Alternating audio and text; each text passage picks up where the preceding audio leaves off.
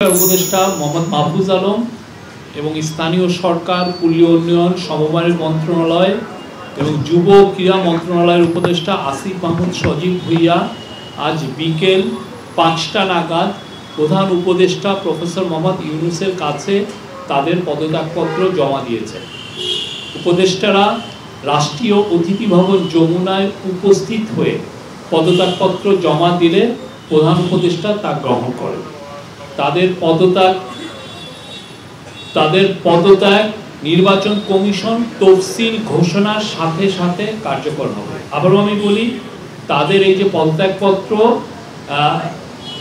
নির্বাচন কমিশন তফসিল ঘোষণার সাথে সাথে, যে ফেব্রুয়ারিতে যে নির্বাচন হচ্ছে সেই নির্বাচনের তফসিল ঘোষণার সাথে সাথে কার্যকর হবে। আপনারা হয়তো জেনেছেন যে এটা কালকেই সম্ভবত তফসিল ঘোষণা হচ্ছে। জুলাই গণ অভ্যুত্থানের সম্মুখ সারিতে থেকে নেতৃত্ব দেয়া এই দুই ছাত্রনেতার পদত্যাগপত্র গ্রহণের পর প্রধান উপদেষ্টা তাদের ভবিষ্যৎ জীবনের মঙ্গল কামনা করেন।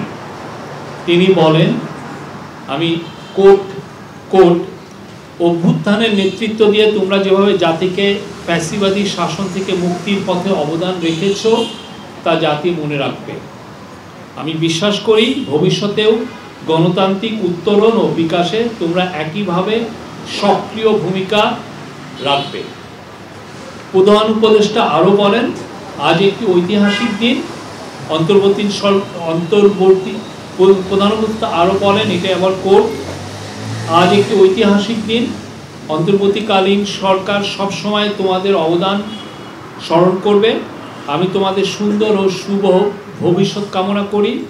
এত অল্প সময়ে তোমরা জাতিকে যা দিয়েছ তা জাতি কখনো ভুলবে না। তিনি বলেন, এটি একটি রূপান্তর মাত্র। আমি আশা করি আগামীতে বৃহত্তর পরিমণ্ডলে তোমরা আরও বড় অবদান রাখবে।